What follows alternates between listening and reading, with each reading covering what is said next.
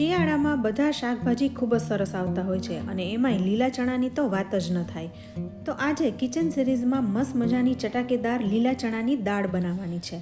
શિયાળાની ગુલાબી ઠંડીમાં ગરમા ગરમ દાળ સાથે રોટલો ચોળીને ખાવ ને તો મજા પડી જાય.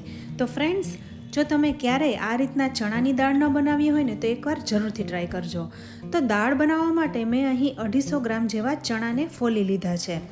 સાથે તૈયારીમાં આપણે આ બધી વસ્તુ પણ લઈ લીધી છે.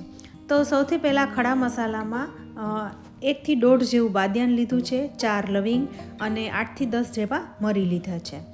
સાથે 100 ગ્રામ જેવું એક મોટું ટમેટું, 150 ગ્રામ જેવી 3 ડુંગળી, અડધા ઇંચ આદુનો ટુકડો, 8 થી 10 લસણની કળી અને લીલી મરચી લીધી છે. અહીં તીખાશ તમે જેટલું તીખું ખાતા હોય એ પ્રમાણે લેવાની છે. તો કુકરમાં પાણી ગરમ કરવા મૂકી દીધું છે. હવે એમાં ચણાને ધોઈ અને ઉમેરી દેવાના છે.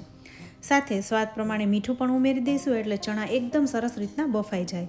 હવે ઢાંકણ બંધ કરીને આપણે 5 થી 6 વિસલ વગાડી લેવાની છે. અહીં ચણા એકદમ નરમ થઈ જાય એવા બાફવાના છે. સાથે આપણે જે ખડા મસાલા લીધા છે એનો અધકચરો ભૂકો કરી લેવાનો છે, જેથી એની ફ્લેવર દાળમાં સરસ આવે. તો અધકચરો ભૂકો થઈ ગયો છે. સાથે બીજી બધી પણ તૈયારી થઈ ગઈ છે. તો ડુંગળીની પેસ્ટ, ટમેટાની પેસ્ટ, આદુ મરચાં લસણની પેસ્ટ અને આપણે જે ખડા મસાલાનો ભૂકો કર્યો એ બધું તૈયાર કરી લીધું છે. હવે ચણા પણ બફાઈ ગયા છે. તો ખોલીને જોઈ લઈએ. તો જુઓ, અહીં ચણા એકદમ સરસ રીતના નરમ થઈ ગયા છે. અહીં દાણો જરાય કઠણ ના રહેવો જોઈએ, એકદમ સોફ્ટ થઈ જવો જોઈએ, કારણ કે આપણે અહીં દાળ બનાવવાની છે. એટલે ચણાને મેશ કરી લઈશું.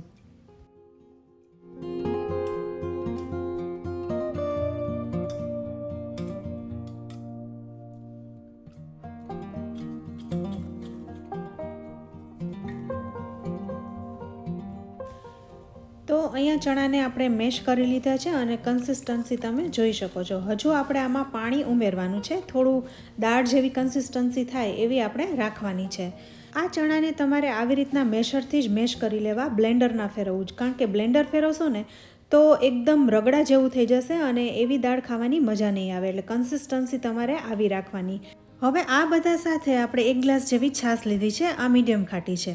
હવે ચણાની દાળ બનાવવાની તૈયારી કરીએ. તો આજે હું માટીના વાસણમાં દાળ બનાવી રહી છું, જેથી ઓરિજિનલ ટેસ્ટ આવે. તો આ માટીના વાસણને સૌથી પહેલાં મેં ધોઈ લીધું હતું. ત્યારબાદ ગેસ ઉપર તપાવી અને પછી 7 થી 8 ચમચી જેવું તેલ મૂક્યું છે.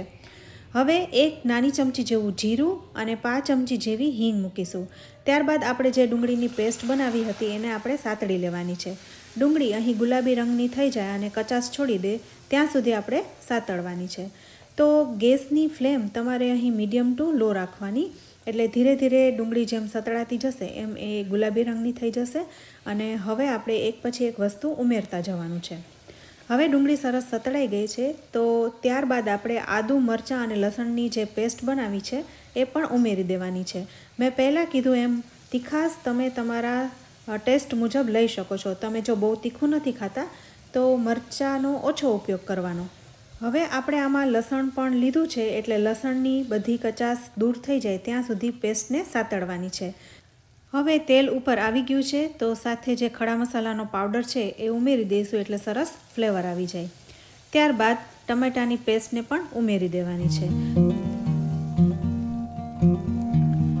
હવે ટમેટાની પેસ્ટની સાથે આપણે હળદર અને લાલ મરચું પણ ઉમેરી દઈશું. અહીં મેં કાશ્મીરી મરચાંનો ઉપયોગ કર્યો છે, જેમાં બિલકુલ તીખાશ નથી. તો અડધી નાની ચમચી જેવી હળદર અને 1 ચમચી જેવું મરચું ઉમેર્યું છે. હવે બધું મિક્સ કરી લેવાનું છે. તો તેલ છૂટું પડી ગયું છે. હવે પેસ્ટના ભાગનું થોડું મીઠું ઉમેરીશું. ચણા બાફ્યા ત્યારે એમાં મીઠું ઉમેર્યું હતું, તો હવે પેસ્ટના ભાગનું જ ઉમેરીશું. સાથે હવે છેલ્લે બાફેલા ચણાની પેસ્ટને પણ ઉમેરી દઈશું. હજુ આપણે આમાં થોડું પાણી ઉમેરવું પડશે, કારણ કે અહીં દાળ જેવી કન્સિસ્ટન્સી કરવાની છે. આ દાળ બનાવતી વખતે તમારે ગેસની ફ્લેમ મીડિયમ ટુ લો રાખવાની, જેથી ચણા છે એ નીચે બેસી ન જાય. હવે બધું જ મિક્સ થઈ ગયું છે. તો આપણે આમાં છાશ ઉમેરવાની છે. તો આપણે અહીં 1 ગ્લાસ જેવી મીડિયમ ખાટી છાશ લીધી છે. હવે એમાં આપણે 1 ગ્લાસ જેવું પાણી ઉમેરીશું, જેથી દાળની કન્સિસ્ટન્સી છે ને એ પ્રોપર થઈ જાય. હવે આ દાળમાં ઉમેરી દઈશું. તમે જોઈ શકો છો તેલ ઘણું ખરું ઉપર આવી ગયું છે.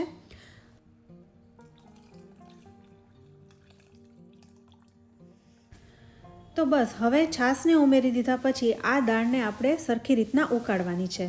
10 મિનિટ સુધી ઉકાળીશું, જેથી બધી જ ફ્લેવર એકબીજા સાથે ભળી જાય અને દાળ એકદમ સ્વાદિષ્ટ થાય. સાથે થોડી થોડી વારે ચમચો ચલાવતા રહેવું, એટલે ચણા છે એ નીચે બેસી ન જાય. તો હવે 10 મિનિટ થઈ ગઈ છે અને દાળ એકદમ સરસ રીતના ઉકળી ગઈ છે. તેલ પણ ઉપર આવી ગયું છે અને કન્સિસ્ટન્સી પણ પ્રોપર છે. તો અહીંયા આપણી દાળ તૈયાર છે. તો હવે ગેસને બંધ કરી દઈશું. તો જુઓ કેટલી સરસ દાળ થઈ છે. ઘરમાં એકદમ સરસ સુગંધ આવી ગઈ છે. તો હવે હું ગરમા ગરમ બાજરીનો રોટલો પણ તૈયાર કરી લઈશ. સાથે ગોળ, લસણીઓ અને છાશ હોય ને તો કોઈ મીઠાઈની પણ જરૂર ના પડે, એટલું ટેસ્ટી લાગે છે. તો ફ્રેન્ડ્સ, તમને આજની આ દાળની રેસીપી કેવી લાગી? રેસીપી સારી લાગે ને તો વિડીયોને લાઇક અને શેર જરૂરથી કરજો.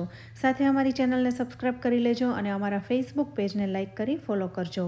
તો ફરી મળીશું આવી એક ઉપયોગી રેસીપી સાથે. ત્યાં સુધી આવજો.